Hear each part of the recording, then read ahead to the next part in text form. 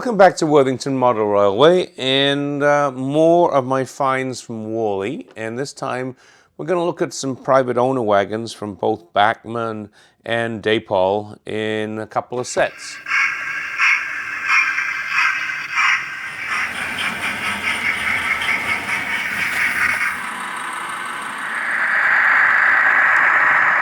So in the interest of keeping these Warley videos not too long, I feel like the last one was probably a little longer than it should have been. I'm going to just sort of try to do a few items at a time. Obviously there's a fair bit of stuff to get through, but let's just get started. So this is a Bachman set. It's 5 plank wagons, coal trader triple pack, and these are weathered. I've not seen this pack before, so was immediately drawn to it. I don't know if this is used or not. I think it probably is used. Not actually totally sure where I bought this from. I think it might have been the rail stand. 34 pound I thought was reasonable. You know, what are we talking? 10 pounds a wagon for 3 wagons here, but they are also quite nicely weathered. So let's open them up and have a look. So again, these do actually look to me like they're new. I mean, this looks like the original packaging is in the box. So these are quite heavily weathered. Let's bring the camera down a little so we can focus in on them. This one looks to be R. Fred coal. In the weathering, you can see there are some planks that have been painted over. It's got a fair bit of weathering on the underframe.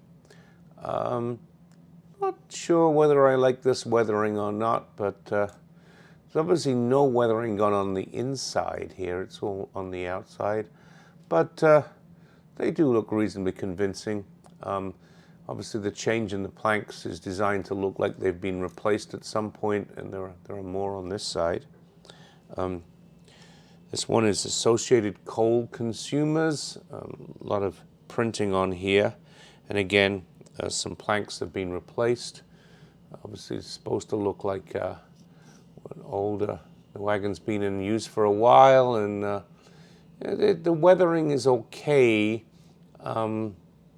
It's a little inconsistent is my feeling here in terms of how it's been done. And this is the last one, which is, I don't know, is that Nathaniel Attrill?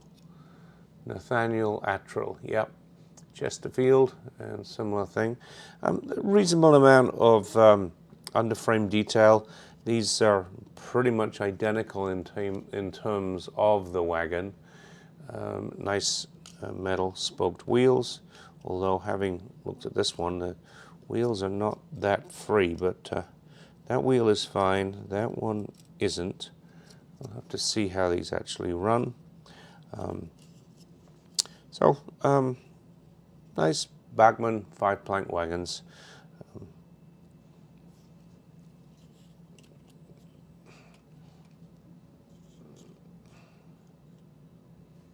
This one probably more of a bargain. I bought these Dapol sets in the past, and they're usually a good deal. This one came at 25 pounds for 4 wagons, so what's that, 5 pound and a bit a wagon, 6 pounds a wagon. It's not a bad deal, and we do have a brake van in the set too, and a nice tanker wagon. So let's pull these out and have a look at them. So I did just notice that there is a code on here. It says B404 wagon gift set number 5. And having opened it up, I see there's also included a couple of little detail parts here. Not totally sure where those go, but interesting to see that.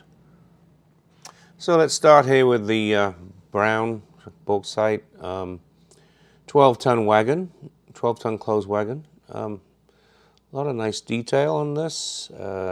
We have quite a number of rivets here on the end, and reasonable brake detail, nice printing. Also notice this one has the XP markings on that we saw on the other vans, which suggests that this can be thrown onto a passenger train. Although I think I need to do a little bit more digging into exactly what XP means.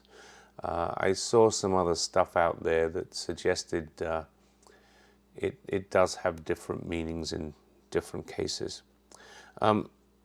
Just really nice molded detail. I mean, there's nothing really separately fitted on this, but the molded detail is certainly nice, and roof looks pretty good. So there's the 12-ton van, 7-plank wagon, West of England, China Stone and Clay Company, and it's a nice wagon. It does have bottom doors on it, and typical kind of Dapol wagon, but these usually run well and look good. Newcastle and Gateshead Gas Company, number 18. Not really very much detail on this tanker wagon here, but again, you know, reasonable addition, will look good in a rake of mixed freight.